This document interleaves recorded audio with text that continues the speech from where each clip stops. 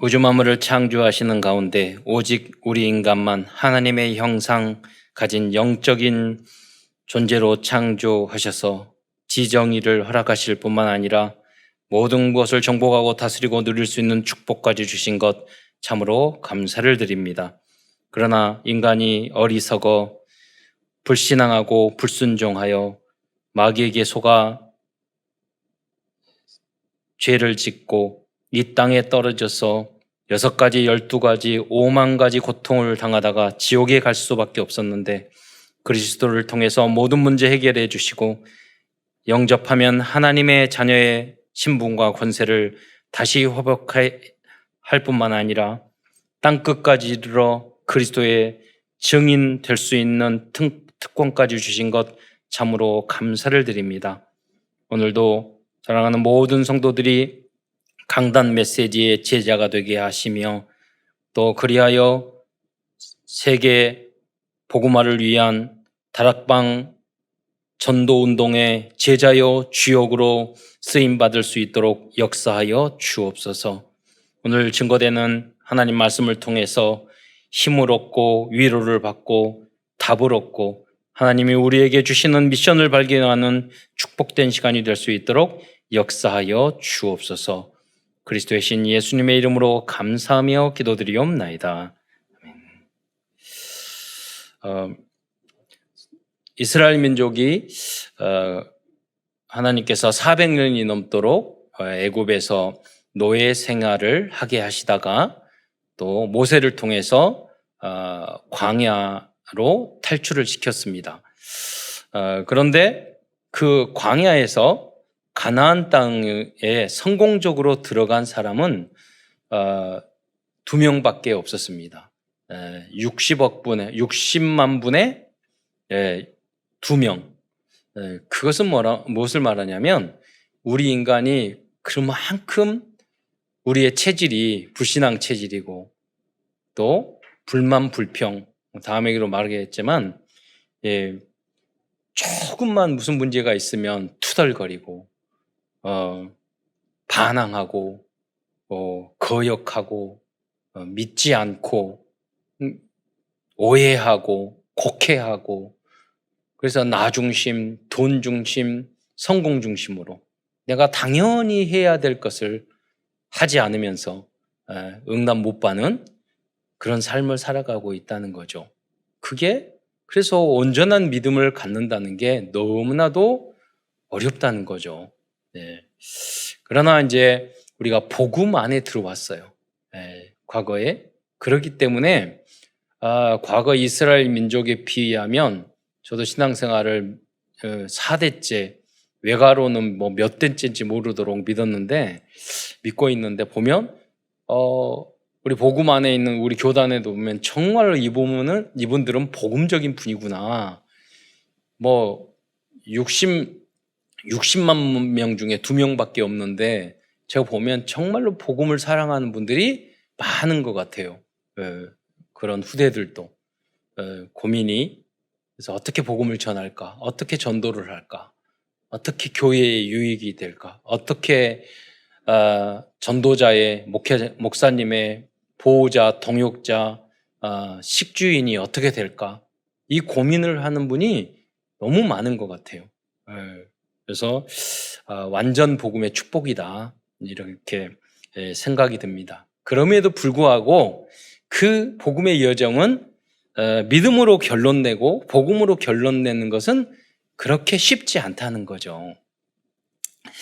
하나님께서는 가나안 땅을 기업으로 주시겠다고 하나님은 약속하셨습니다. 하나님은 여러분이 응답받고 축복받기를 간절히 바라십니다. 원래 우리 인간을 그렇게 지었어요. 근데 하나님 나는 왜 이렇게 안 되고 우리 가정은 안 되고 뭐가 안 됐는지. 여러분 뒤를 돌아보고 여러분 중심을 생각해 보세요. 삶을 생각해 보세요. 당연히 그렇게 될 수밖에 응답받지 못할 그런 모습으로 살아왔잖아요. 그래서 지금 당장 여러분이 믿음으로 결론 내면 여러분이 성공자가 되는 거예요. 무엇보다도 가장 큰 성공은 여러분이 다른 게 성공이 아니에요. 대통령이 돼서 성공이 아니고 전교 1등이 된 게 성공이 아니에요. 여러분 자녀가 뭐 세상적으로 잘 되고 못 되고 그게 성공이 아니에요. 여러분이 예배자로 있다는 게 성공자인 줄 믿으시기 바랍니다. 여러분이 오직 예수를 깨달았다는 건 굉장히 어려운 거예요. 국회의원도 박사들도 박사학위 몇 개 가진 사람도 깨닫지 못한다니까요. 오직 예수를 못 깨달아요. 엄청난 철학자들도 그 철학을 제가 쭉 보면은 야, 진짜 이렇게 똑똑한 사람들이 어떻게 이런 걸 못 깨달을까? 이렇게 생각할 정도로 한심한 논리와 이론을 가지고 살아간다니까요. 예. 그럼 제가 겨울에는 하나님이 만드신 그 눈에서 스키를 타야 돼. 이런 가지고 스키를 몇 번 갔거든요. 그래서 영상을 보면서 하는데 어떤 사람이 스키 타면서 자기는 노을을 치고 뭐 5, 6일 때 스키를 타는데 너무나 좋다고 그러는데 그 생각이 들었어요. 그래, 눈도 하나님이 주시고 노을도 태양도 하나님이 주시고 공기도 주시고 나무도 하나님이 주셨는데 왜 이것을 깨달지 못하든가? 네. 우연히? 그게 기적이에요. 그렇잖아요. 우연히? 그렇잖아요. 우연히 공기가 생기고 우연히 태양이 생기고 우연히 통닭 먹으면서 우연히 음식이 생기고 여러분 만들어 보려고 해서요. 우연히 야채가 생기고 우연히 생겨요? 네. 그거를 안 믿는 게 기적인 거예요. 왜 그러느냐? 빛이 임하지 않았기 때문이에요. 깜깜하니까 안 보이는 거예요. 예. 하나님의 성령이 여러분 안에 임하기를 축원드립니다. 그러면 다 보여요. 감사로 보이고 하나님의 역사로 보이고 우리가 무엇을 알아요? 단 5분 후에 10분의 후에도 알지 못한다니까요. 내일 일을 알지 못해요. 인간은 그렇게 무능하고 연약한 존재예요. 그러니까 점쳐야 되잖아요. 네. 그러나 우리는 오늘 강단 메시지 앞에서 그래서 하나님의 절대 주권을 인정하는 마음으로 하나님 말씀 앞에 서야 합니다. 그랬을 때 여러분이 강단에서 선포되는 이 말씀이 얼마나 소중한 것이를 그렇게 됐을 때 이 말씀이 여러분을 변화시키는 거예요. 여러분에게 힘을 주는 거예요. 왜? 하나님 말씀은 세상 책하고는 전혀 달라요. 우주 만물을 창조하신 하나님이 절대 주권자 하나님이 하나님의 섭리 속에서 하나님의 종을 통해서 수십 명을 통해서 1000년이 넘도록 성경 말씀을 조성했는데 마치 한 탁자에 앉아가지고 다 연구해서 쓴 것처럼 그렇게 만들어진 책이 성경이에요. 매년 매달 전 세계에서 가장 많이 읽히고 가장 많이 팔리는 책이 성경이에요.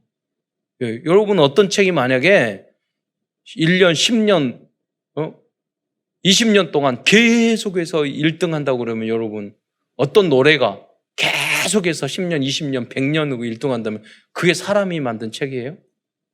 그런 일이 없어요. 오징어 게임도 몇 번 지나가니까 잊어버렸어요, 이제는. 그래서 뽑기를 잘해야 된다고, 대통령 뽑기 잘해야 된다고 광고하더라고요. 그냥 지나가는 거라니까요. 하나님 말씀은 그러지 않아요. 오늘도 이 하나님의 말씀을 여러분의 성취될 언약의 말씀으로 붙잡고 이 말씀대로 살아가고자 하는 단 한 단어도 좋다니까요. 단 한 가지도 좋아요. 응답과 해답과 결론을 내는 이 하루가 되시기를 축원드립니다. 그러나 하나님께서 이스라엘 백성을 붙잡으시고 인도하는데 그 과정을 보면은요, 노예 생활, 광야 생활, 포로 생활, 속국 생활이에요. 왜 그랬을까요? 하나님 말씀대로 안 사니까 이렇게 때리고 저렇게 때리고. 그래서 성경에 보면 그 말이 있어요. 네, 말씀 있어요. 징계를 다 받는 것이거늘 너희에게 그 징계가 없으면 사생자여 친아들이 아니니라. 하나님이 여러분의 인생에 어려움과 고통을 주십니까? 그거는 하나님이 여러분을 부르시고 계시는 사인이에요. 그래서 빨리 결론 내야 돼요. 안 그러면 계속 맞아요. 여러분 계속 맞아요. 왜? 만약에 어려움과 고통을 안다고 세상적으로 잘 된다. 그 사람은 버리운 자예요. 어떻게 보면. 친아들이 아니니까. 세상적으로 마귀가 도와준다니까요. 그런데 희한하게도요. 하나님의 자녀들은 세상이 안 도와줘요. 오히려 더 때려요. 마귀가 때리고 하나님이 때리고. 왜? 여러분이 복음으로 그리스도로 결론 나지 않았기 때문이에요. 오늘 여러분이 복음으로 결론 내면 참 행복이 지금부터 여러분에 오게 돼요. 여러분 내 자녀가 잘 되고 그러니까 행복합니까? 기준이 내 자녀면 안 돼요. 기준이 우리 부부면 안 돼요. 기준이 가정이면 안 돼요. 기준이 사업이고 일이고. 그러면 여러분이 좀 사업 안 되면 낙심하고 절망할 거 아니에요.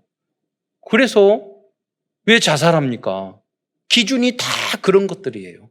내 뜻대로 돈이 안 벌리고 내 뜻대로 자녀가 안 되고 내 뜻대로 뭐가 안 되고. 그러기 때문에 여러분 자살하는 거예요. 희망이 없기 때문에. 여러분이 기준이 영원한 하나님의 나라가 되시기를 축원드립니다. 그래서 어제도 핵심 때 이 목사님 토요 집회 때 그런 말씀하셨어요. 어떤 분이 자녀가 몸이 아파서 그러다가 너무 고생을 하셨는데 자녀가 탁 사망을 하니까 얼굴이 밝아졌다고.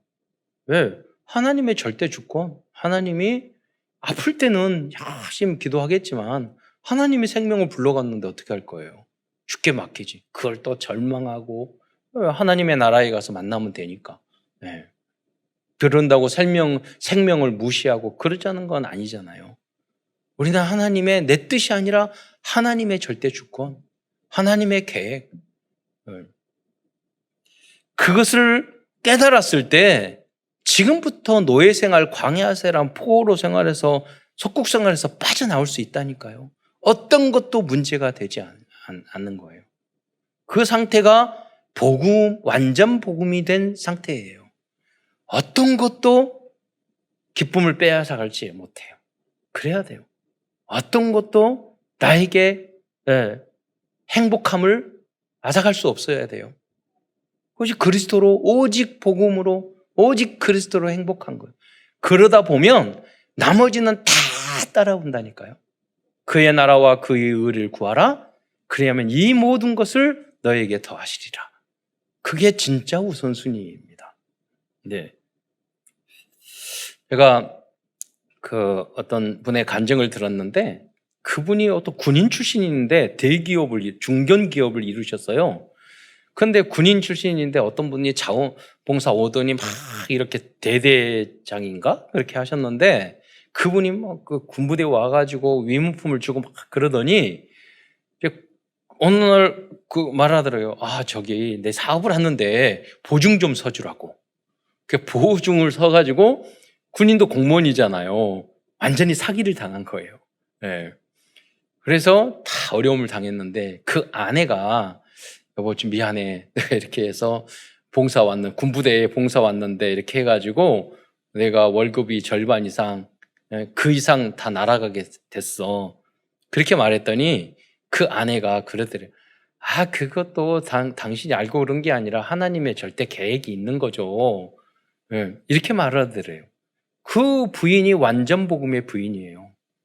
여러분, 믿음의 여인들이여 이러한 부인이 되시기를 바랍니다.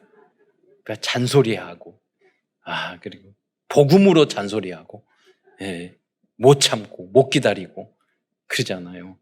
쑤시고, 그리고 모욕 주고, 그건 복음이 아직 체질이 안 된 거예요. 저희 아버님도 보면 복음으로 그러니까 우리가 지금으로 생각하면 정말 무능한 아버지예요. 봉사하고 뭐하고 다. 거의 20년 동안 월급을 가져온, 그러니까 어머니가 계속 빚으로 살았다니까요. 나중에 성인이 돼서 우리 어머니가 정말로 복음적인 여인이라는 거 알았어요. 그러면서 수백 명, 수천 명의 어려운 사람을 돕고, 못하는 거 아니라니까요. 믿음의 여인은 달라요. 완전 복음의 사람은 다르다니까요. 하나님이 원하시는 절대 목표는 하나님의 자녀들이 오직 복음, 완전 복음, 영원한 복음을 세팅하는 것입니다. 그 과정 속에서 여러분 훈련시키는 거예요.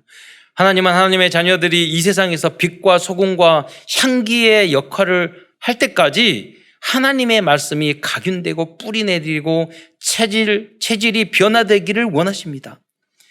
이것을 여러분 그냥 스스로 할 수 없으니까 그 실현하는 현장이, 여러분이 먼저 복음을 가진 사람은 그런 것들을 다 깨달았잖아요. 그것을 잘 전달해 주는 그 현장이 바로 다락방이고 미션홈이고 지교회입니다. 말씀을 여러분이 가르치는 게 아니에요. 가르치는 거 다 싫어해요.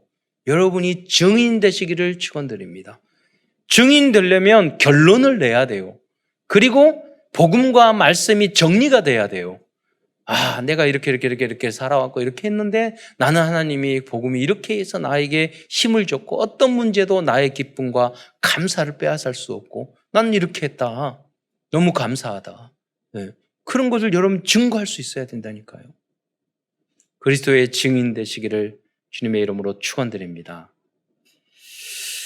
그런데 이 현장에서 있다 보면 이전에 주어진 훈계의 말씀들을 하게 돼요. 그렇게 하지 말아라, 제자들에게. 네. 그렇게 하면 안 된다. 복음으로 이렇게 살아라. 만약에 그 사람이 그렇게 훈계를 들을 수 있다면 상당히 죄자죠. 새 가족들에게 막 꾸지람해 보세요. 아이고, 때려치고 교회 안 가지. 뭐 이렇게 될 거예요. 그러나 훈계를 한다는 것은 뭐냐면 너 하나님의 자녀로서 렘넌트로서 그러면 되느냐. 만약에 그건 교회에서도 마찬가지고요. 여러분 부모님에게도 마찬가지예요. 명절에게, 그리고 학교에서도 마찬가지예요. 직장에서도 마찬가지예요. 제가 박사과정 공부를 하는데 늦게 다 목사가 돼서 박사과정을 갔거든요. 그런데 그 여자 교수님이 있는데 키도 작아가지고 굉장히 열심히 가르쳐요. 그런데 보면 이제 발표를 하고 그러면은요, 뭐 굉장히 자존심 상하는 이야기를 해요. 뭘 이렇게 하고 이걸 이렇게 준비하고 뭘 이렇게 거기에 박사과정이 다 자기보다 나이 많아. 그런데 그렇게 자존심 상한 이야기를 할 때마다 이럴 때는 레포트 있으면 던진다니까요. 그래서 그 속으로 제 성깔 정말 더럽네 막 그래. 교수님이잖아요. 그래서 그때 생각했어요. 야, 진짜 이게 겸손하지 않으면은 공부 못 하겠네. 네. 여러분 마찬가지예요. 여러분 직장 생활도 좋은 직장이나 공부나 이럴 때는 굉장히 세다고요. 굉장히 훈계가 많아요. 네. 여러분 뭐 올림픽 하잖아요. 국가대표 보세요. 얼마나 훈련이 세고 꾸지람도 많겠어요. 네. 여러분 그것을 뛰어넘을 때 서밋의 자리에 이르게 되는 줄 믿으시기 바랍니다. 네. 오늘은 고린도후서를 중심으로 하나님의 말씀을 증거하고자 합니다. 왜 이 말씀을 했습니까? 훈계에 대한 이야기를. 고린도후서는 사도 바울이 문제가 너무나도 많았던 고린도 교회를 끝까지 포기하지 않고 또 위로도 하고 꾸지람도 하고 설득도 하고 설명해서 결국은 치유시켜서 세계복음을 위해서 쓰임받을 수 있는 교회와 성도를 변화시킨 그러한 사도 바울의 사랑과 인내와 헌신이 담긴 고린도 교회를 향한 세 번째 편지이기 때문입니다. 물론 네 번째, 다섯 번째인지도 몰라요. 그 눈물의 편지 하나는 없어졌다고 확실히 이야기하거든요. 사람도 보내고 편지도 또 보내고 그랬는데 말을 안 듣는 거예요. 별로 대단하지도 않으면서 지 생각, 지 기준, 자기가 별로 깨끗하지도 않으면서 엄청 깨끗하게 생각. 예를 들자면 그런 거예요. 예. 뭔가 이유를 만들어내고 그게 뭐냐면 영적인 상태예요. 예. 사도 바울은 절대 불가능한 현장을 치유하기 위해서 노바디, 노헤얼, 노타임의 현장을 그러니까 아무도 없어요. 아무런 바로 된 현장도 없어요. 믿음으로 한 번이라도 고백하는 그런 시간도 없다니까요. 그런 기도의 시간이 없다니까요. 여러분 자꾸 불시간하는 이유가 어떤 것을 판단하고 기준할 때 여러분 기도합니까? 기도 안 하고 그냥 내 생각대로 내 판단 기준으로 그렇게 한다니까요. 대부분이 그래요. 그러니까 이상한 말을 하죠. 응답받지 못한 이야기만 골라서 하는 거예요. 성경도 모르고, 예, 성질도 더럽고, 믿음도 없고, 머리도 멍청하고, 예. 그거 말하잖아요. 그 믿음이 있든지, 머리가 똑똑하든지, 눈치가 빠르든지, 예. 그잖아요. 마음이 착하든지. 한 개도 없으니까. 그럼에도 불구하고 여러분이 대부분이 이 자리에 있는 게 하나님의 전적인 은혜인 줄 믿으시기 바랍니다. 그러나 우리들이 거기로 가야 돼요. 인정만 하면 하나님이 시간표에 따라서 여러분을 거듭나게 해주실 줄 믿으시기 바랍니다. 그래서 이 예배의 자리에 있어서 계속 하나님의 말씀을 듣는 게 너무나도 중요해요. 결정적인 순간에 여러분이 살리고 죽고가 결정이 나요. 깨지고 안 깨지고가 결정나요.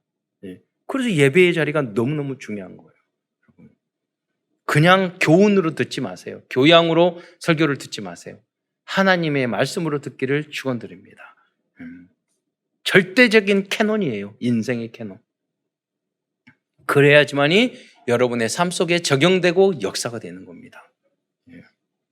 그래서 오늘 큰 첫 번째에서는 고린도 교회가 가지고 있었던 또 다른 문제에 대해서 알아보겠습니다. 이미 사도 바울은 고린도 전서에서 10가지의 문제를 지적을 했다니까요.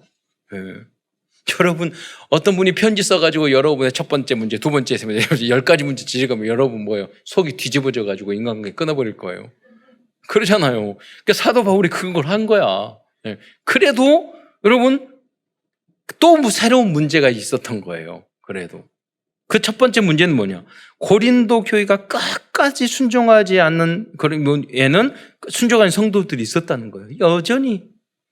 이에 대해서 사도 바울은 그런 그리스도인은 이유 있는 순종과 복종을 할 줄 아는 아멘의 사람, 즉 지혜로운 예스맨이 되어야 한다고 말씀하였습니다. 왜냐하면 절대 순종하는 모습은 바로 그리스도의 모습이기 때문입니다. 그리스도께서 이유 핑계대면서 아니 하나님, 내가 하나님이잖아요. 동등하잖아요. 그리고 나는 거룩한데 어떻게 하나님이 제가 저 악하고 더러운 인간을 향하여 아무 내가 죄도 없는데 십자가에 달려 죽고 그래야 돼요. 이렇게 따지기 시작하면 우리는 다 구원 못 받았다니까요. 이유 없이 절대 순종하여 주님께서 십자가에 달려 돌아가신 거예요. 그래서 우리도 상대방 누가 이렇게 부족하고 이유가 없어야 돼요. 저 사람이 저라니까, 저 사람이 뭐 하니까, 뭐가 잘못했으니까. 그러면 사람을 살릴 수 없는 거예요. 그거는 주님의 그 구원의 은혜를 아직 다 누리지 못한 사람이죠. 고린도후서 1장 20절 말씀을 함께 읽도록 하겠습니다. 시작. 하나님의 약속은 얼마든지 그리스도 안에서 예가 되니 그런즉 그로 말미암아 우리가 아멘하여 하나님께 영광을 돌리게 되느니라. 여러분, 남편들은 단순하거든요. 남자들은 여자가 막 반대하는 식으로 나가면은 남자는 원래 그렇게 하나님 만들었어요. 그러면 더 웬만큼 복음화 되지 않으면 그 남자는 대항한다고요. 예, 남자는 그래요. 그런데 아내가 남편에게 그래요 순종하고 하면 남편은 또 어린애 같아가지고 다 당신 마음대로 다 해. 물어보면 알아서 하라니까 이런다고요. 예. 그러니까 지혜로워야 된다니까요. 예. 뭐냐, 예스 뭐라고 하면 그렇게 하죠. 그렇게 하죠. 이게 굉장히 어려워요. 완전 복음으로 체질이 돼야 된다는 거예요. 예. 두 번째, 고린도 교회에는 목회자 사도 바울에게 마음의 눌림과 걱정을 끼치는 성도들이 있었습니다. 고린도후서 2장 4절에 보면 내가 마음에 큰 눌림과 걱정이 있어 많은 눈물로 너희에게 썼노라. 이 편지를 기록하고 있습니다. 여러분들은 목회자의 고민거리가 아니라 목회자의 마음을 시원케 하는 성도들이 되시기 바랍니다. 우리 렘넌트들이 와가지고 장로 돼야 되는데 찾아와가지고 둘이서 목사님 우리 이번에 하는데 장로 하는데 우리도 하려고요. 그래요. 야, 우리 교회는 장로 되려면 3천만 원, 너희 둘이 하면 6천만 원이야. 그러니까 왔다 하겠다는 거예요. 그래서 뭐냐면 되든 안 되든 그 자세가 너무 훌륭하잖아요. 이런 사람이 한 사람만 있어도 우리 교회는 사는구나. 중직 기둥으로서 그러잖아요. 예. 모든 믿음으로 된. 제가 우리 어머니의 어머니의 친구가 있는데 굉장히 공부 못하고 막 그랬어요. 근데 오늘 그 믿음은 좋아. 예, 그런데 말을 함부로 하고 성격도 참 안 좋아. 그리고 어머니 말씀이 들어가면 항상 반에서 꼴등했다는 이야기. 그런데 믿음이 좋아가지고 이제 큰 교회 권사님으로 피택이 된 거야. 근데 과부고 자녀가 4명이나 있어. 하나님, 나 이거 돈 못해요. 그랬는데 어느 날 바닷가를 걷는데 뭐가 반짝거리더래요. 보니까 다이아를 주워가지고 3카르니까 4카르 주워가지고 됐다고 그러더라고요. 제가 직접 드렸어. 이거 그 이모님은 특별하니까 특별하게 응답하시는군요. 내가 그랬어요. 여러분, 응답하면 되는 거 응답 안 되면 못 하는 거지. 그걸 미리 불순종하고 불신앙하고 안 돼요 도망가고 그럴 필요가 없잖아요. 여러분, 믿음으로 승리하는 여러분 되시기를 축원드립니다. 예. 세 번째, 하나님의 말씀을 혼잡하게 만들고 전하는 사람들이 있었습니다. 그래서 사도 바울은 고린도후서 2장 17절에 다음과 같이 말씀하고 있습니다. 우리는 수많은 사람들처럼 하나님 말씀을 혼잡하게 하지 아니하고 곧 순전함으로 하나님께 받은 것 같이 하나님 앞에서와 그리스도 안에서 말하노라. 우리는 하나님이 원하시는 성경적인 말씀, 오직 복음, 완전 복음, 이 복음만 전하는 여러분이 되시기를 축원드립니다. 원색적인 복음만 전해요. 그러다 보면 그 안에 다 있다니까요. 네 번째, 고린도 교회는 약속한 구제 헌금을 보내지 않았습니다.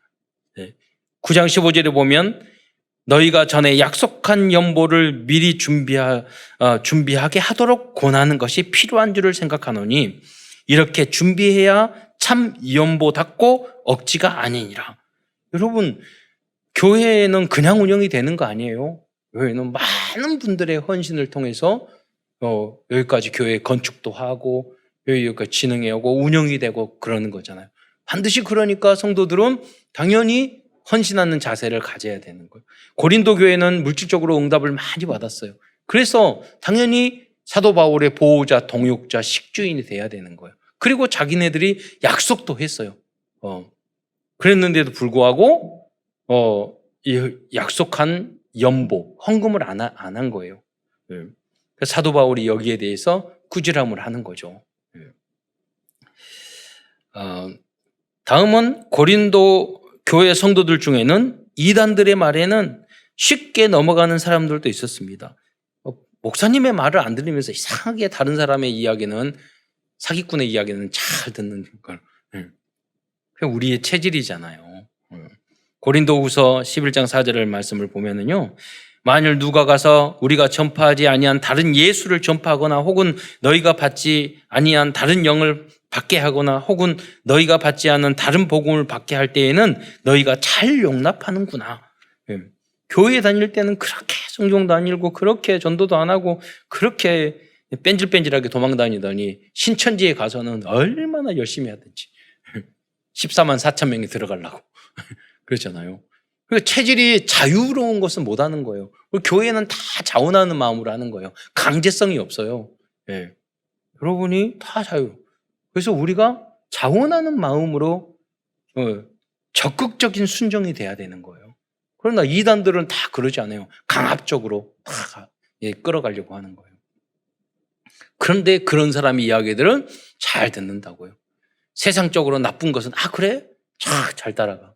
근데 교회에는 선하고 좋고 복음적인 것을 하려고 해도 안 해. 그게 영적인 것이라고 볼 수 있는 거죠. 사도 바울의 사도권을 또 다음엔 부인한 사람들도 있었습니다. 이에 대하여 사도 바울은 자신은 큰 사도보다 조금도 부장이 없다고 말씀하고 있습니다. 고린도전서 11장 5절로 6절의 말씀을 보면 나는 지극히, 그 5절에 11장 5절에 보면 나는 지극히 크다는 사도들보다 부족함이 조금도 없는 줄로 생각하노라. 이 말씀을 보면 제가 과거에 정체적인 성경을 몰랐을 때는 제가 아니 뭐 이런 쓸데없는 이야기를 하지. 예를 여러분 생각해 보세요. 사도 바울이 제가 여러분의 말기를 목사 중에 제가 많은 목사가 이제 지극히 큰 목사보다 저는 더 높은 목사, 더 부족함이 없는 사람 이렇게 말하면 저 좀 쪼다 아닌가? 그럴 거 아니에요. 사도 바울도 그렇게 했지만 이렇게 한 이유가 뭡니까? 그 가운데요 사도 바울의 사도권을 무시하고 하는 사람들이 있었다는 거예요. 그래서 나는 하나님 예수님을 직접 만났고 그래서 나는 3층까지 갔고 내가 40에 가난 한 번 감암매를 3대이나 40대 먹으면 죽으니까 그 매를 맞고 파선하고 강도의 위험과 이걸 다 썼단 말이에요. 예. 여러분도 보통 예를 들어서 여러분 복음 전하고 막 이렇게 하면은 뭐 되는 것도 없고 집도 망하고 뭐 몸도 안 좋고 다 그러는데 무슨 전도하려고 그러냐고 성공도 안 하고 그러면 여러분 말해야 돼요. 하나님이 이렇게 하셨어. 내가 오직 하나님만 바라보도록 하나님이 이 복음 전하도록 하나님이 이렇게 해서 나를 여기까지 인도했는데 이게 하나님의 절대 섭리 아니냐 이렇게 여러분이 말할 수 있어야 된다니까요. 그러니까 사도 바울도 그 이야기를 하는 거예요. 나는 이렇게 해서 주님의 이 복음을 위하여 이렇게 목숨을 다해서 헌신했다. 예. 이게 나의 힘으로 된 거냐? 하나님이 나를 세운 사도였기 때문에 이렇게 된 것이다. 이것을 변증하는 거예요. 이게 무슨 말입니까?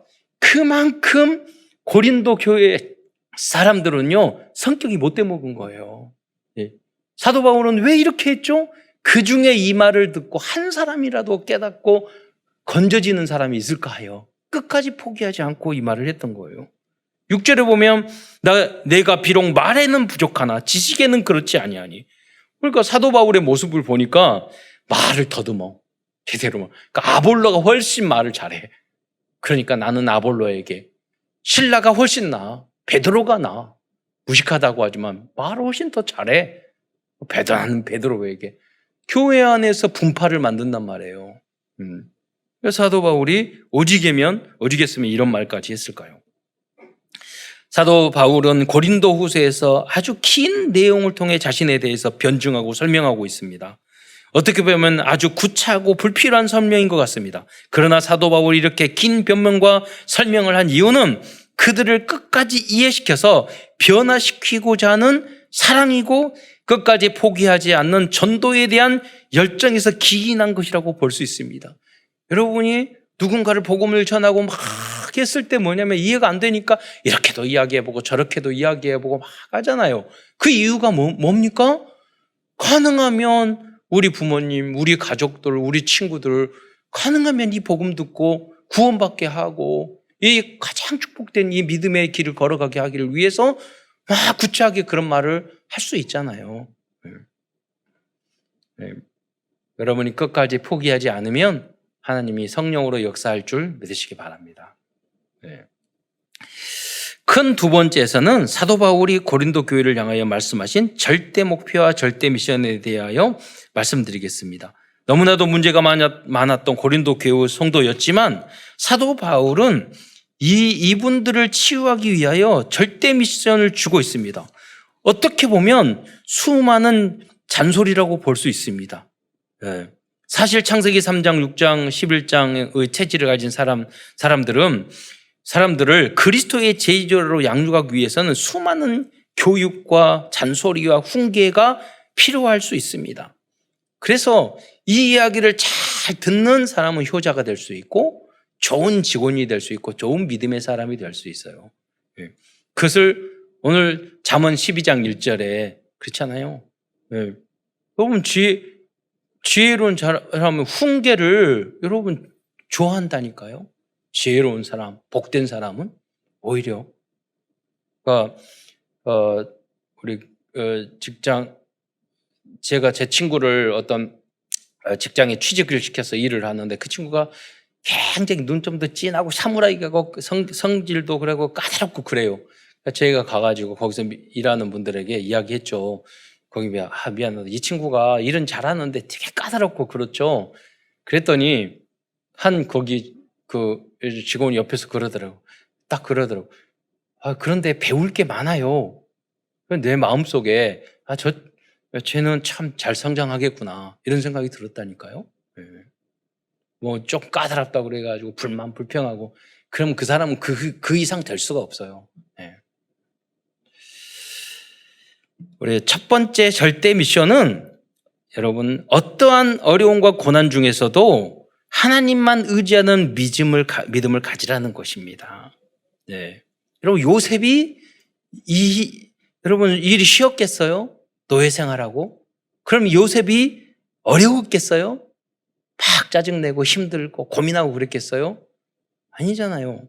하나님만 의지하였기 때문에 하나님이 같이 하고 있었기 때문에 요셉은 정말로 어려웠지만 전혀 어렵지 않았다는 거죠. 그것이 위드 임마누엘 원니스의 축복이지만. 그래서 여러분 그래야 되니까 다른 사람이 왜 저렇고 어렵고 힘든데 어떻게 저렇게 할 수 있을까? 그래서 세상이 감당할 수 없는 사람이 돼야 돼요. 저 어려움이 있고 저 고통이 있고 저 문제가 있고 그런데 어떻게 저렇게 빵긋빵긋 우고 다니고 저렇게 감사한다고 좀 말을 하고 그럴까? 이 정도 여러분 되셔야 된다니까요. 그럴 때 하나님은 여러분에게 역사하기 시작해요. 사도 바울 팀에게도 그러한 고난이 있었다고 말씀하고 있습니다. 여러분 고린도후서 1장 8절로 9절 말씀을 함께 읽어보도록 하겠습니다. 시작. 형제들아 우리가 아시아에서 당한 환난을 너희가 모르기를 원하지 아니하노니 힘에 겹도록 심한 고난을 당하여 살 소망까지 끊어지고 우리는 우리 자신이 사형 선고를 받은 줄 알았으니 이는 우리로 자기를 의지하지 말고 오직 죽은 자를 다시 살리시는 하나님만 의지하게 하심이라. 그러니까 사도 바울과 그 팀은요 복음을 위해서 목숨을 바친 사람들이에요. 그런데 하나님은요 그 사도 바울과 그 팀에게도 이 또 고난과 어려움을 계속 주셨던 거예요. 그런데 사도 바울은 무엇이라고 고백을 하고 있습니까? 오직 하나님만 의지하게 하려 하십니다. 여러분 얼마나 어렵습니까? 사도 바울도 오직 하나님만 의지하지 않을 때가 많았다는 것을 말해주는 거예요. 여러분은 어떤 환경 속에서도 그런다고 사람을 무시하고 뭐 그러란 말은 아니고요. 여러분 오직 주님만 바라보고 하나님만 의지하고 그래서 하나님이 주신 그 힘을 가지고 현장을 살리는 여러분이 되시기를 축원드립니다. 두 번째 미션은 전도자들인 바울팀을 위하여 중보기도를 하라고 말씀하고 있습니다. 부탁하는 수준이 아니고 절대 미션으로 명령하고 있습니다. 고린도후서 1장 11절 상반절에 보면 너희도 우리를 위하여 간구함으로 도우라 라고 말씀하고 있습니다. 그래서 여러분이 가장 중요한 것은 기도예요. 특히 담임 목사님, 목회자들을 위해서 여러분 기도해 주셔야 돼요. 네. 뭐 대단한 전도를 하고 그럴 필요 없다니까요. 유 목사님이 항상 그 말씀하셔요. 과거에 어머님과 권사님들이 모여서 교회에서 항상 목사님들 위해서 기도했다고. 그러니까 세계적인 전도자가 된 그 뿌리가 뭐냐면 그 어머니의 기도, 그 교회의 성도들의, 그 권사님들의, 그 할머니들의 기도. 하나님은 그걸 받으셔서 세계적인 전도자로 만드신 거예요. 우리 교회도 마찬가지예요. 여러분이 목회자들과 또 교육자들과 우리 중직자들을 위한 중보기도가 가장 중요합니다. 그 말씀은 다 성취될 것입니다. 세 번째, 교회 안에서 문제를 일으킨 사람은 벌 받는 것이 마땅하지만 차라리 그들을 용서하라고 말씀하고 있습니다. 고린도후서 2장 5절로 8절의 말씀에 보면은 근심하게 한 자가 있을지라도 나를 근심하게 한 것이 아니요 어느 정도 너희 모두를 근심하게 한 것이니 어느 정도라 함은 내가 너무 지나치게 말하지 아니하려 함이라. 이게 무슨 말입니까? 길게 말씀을 했는데 이 말씀 보시면 정말로 교회에 힘들게 한 거예요. 힘들게 여기에 문제 이렇게 저렇게 문제 다 성도들 다 힘들게 한 거예요. 근데 너무 심하게 말하면 그놈이 너무 힘들게 말하는 거니까 어느 정도 메이크업을 해서 말을 한 거예요. 사실은 굉장히 이 문제를 일으킨 사람이 있었던 거죠. 그래서 이러한 사람은 사람 앞에서 벌 받는 것이 맞던 거예요. 당연히 벌은 받아야 돼요. 예. 그러나 그걸로 끝나는 것이 아니라 차라리 용서하고 위로할 것이니 그가 너무 많은 근심에 잠길까 두려워하노라. 그러므로 너희를 보노니 사랑을 그들에게 나타내라. 여러분 여기서 용서와 화해라는 그 차이를 아셔야 됩니다. 용서는 마음으로 그냥 용서하는 거예요. 여러분 예를 들어 누굴 용서해서 그러면 가서 친하게 지내고 막 이렇게 하고 밥 먹고 그렇게 하고 그러라는 그건 아니에요. 그건 화해고 마음으로 내가 그 사람이 사단이 역사하고 하기 때문에 그 섭섭하고 저 분한 마음, 그 미워하는 마음 이것을 먼저 없애는 거예요. 아 그래 사단이 저 사람도 하고 아 나도 이 은혜를 받았으니 내가 그래 이해하고 하자. 그렇게 하다 보면 하나님의 은혜로 어느 날 화해도 할 수 있는 거죠. 안 해도 되고. 그러나 여러분이 마음속으로는 그래서 그걸 뛰어넘어서 완전복음으로 원수까지 사랑할 수 있으면 살리면은 최고의 응답을 받는 것이죠. 그러나 단계가 있는 거죠. 그런 것도. 예. 교회 안에서 계속 무리를 일으키고 있는 사람을 그냥 놔둘 수는 없는 거죠. 예. 제가 옛날 큰 교회에 있는데 그 친구가 다 돌아다니면서 그렇게 밥을 잘 사줘요. 나중에 알고 보니까 지방에 있는 그 부산이나 어느 교회에서 유명한 놈이에요. 왜냐면 교회를 옮겨 다니면서 밥을 사주고 돈을 꿔요. 그래가지고 밥을 사주니까 얘 10,000원, 20,000원짜리 봐서 두세 번 밥 사주고 저기 나 급한 일 있는데 100만 원만 꿔주라면 안 꿔주겠어요? 나중에 알고 보니까 그 청년들 주변에 있는 다 돈 꾸고 있는 거예요. 그 친구가. 그러다가 부산에서 다 해먹고 서울로 상경한 거예요. 제가 눈치가 빠르잖아요. 저놈에 대해서. 이 사람 좀 이상한 것 같아. 물어봤더니 벌써 여러 명과 그렇게 하고 있는 거예요. 그러면 그놈을 놔둬야 돼요? 쫓아내야 되죠. 그거를. 징계를 해야죠. 다 돌아다니면 이 사람하고 술 먹고 저 사람 술 먹고 돌아다니고 이 사람한테 뭐 사달라고 그러고 이 사람한테 피해주고 그럼 그걸 놔둬야 돼요? 사랑으로? 아니잖아요. 그러나 우리가 교회를 지켜야죠. 예. 그러지만은 우리가 그것도 사단에 속았고 영적인 문제가 있기 때문에 우리가 기도하고 용서하고 거듭날 수 있도록 우리가 중보해 줄 수 있어야죠. 거기까지를 이야기하는 거예요. 네 번째로 하나님의 자녀들은 그리스도의 향기를 바라야 한다고 말씀하고 있습니다. 그리스도의 향기란 생명을 살리는 향기를 의미한다고 말씀하고 있습니다. 우리는 사람을 죽이는 독가스가 아니라 생명을 살리는 향기를 바라야 하겠습니다. 고린도후서 2장 15절 16절 말씀을 다시 한번 읽도록 하겠습니다. 시작. 우리는 구원받는 자들에게나 망하는 자들에게나 하나님 앞에서 그리스도의 향기니 이 사람에게는 사망으로부터 사망에 이르는 냄새요 저 사람에게는 생명으로부터 생명에 이르는 냄새라. 누가 이 일을 감당하리요? 여러분 그래서 가까운 사람일수록 말을 조심해야 돼요. 어떤 사람은 나타나면 말하면 생명을 죽이는 말을 분위기를 죽이는 말을 하는 사람이 있고 살리는 이야기를 하는 사람이 있잖아요. 그건 자기의 체질을 말을 하는 거죠. 거듭나야 돼요.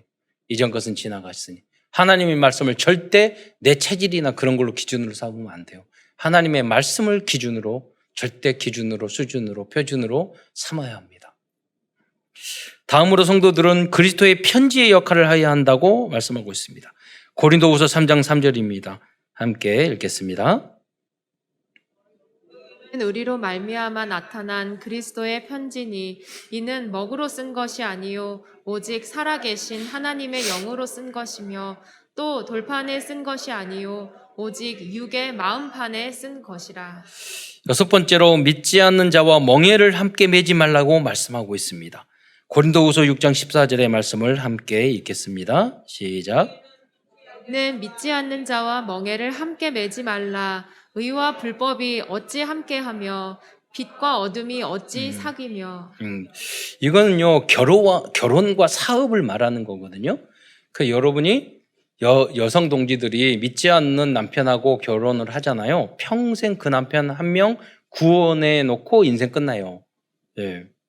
그래서 여러분이 정말 영적인 힘이 없는 그리스도로 결론 나지 않는 상태에서 불신자와 멍해를 같이 하거나 사업을 같이 하면 반드시 그런 피해와 어려움을 굉장히 겪는다고요.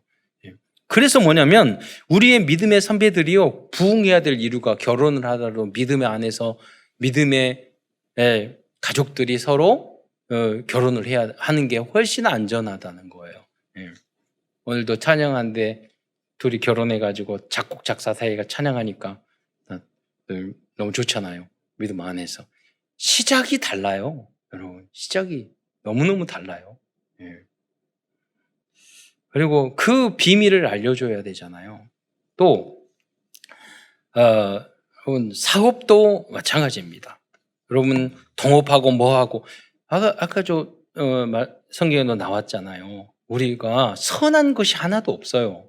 복음이 없는, 아니 복음이 있는 우리도 억만증창인데 하물며 변화되지 않고 60만 중에서 2명밖에 성공 못하는데 하물며 복음도 없는 사람들이 생각하고 있는 그 수준과 그것은 나 중심, 내 이권 중심, 내 주장, 돈 중심, 육신 중심, 쾌락 중심, 창세기 11장 성공 중심일 수밖에 없잖아요. 결국 싸움밖에 일어날 게 없어요. 배신과 싸움과 그거밖에 없단 말이에요.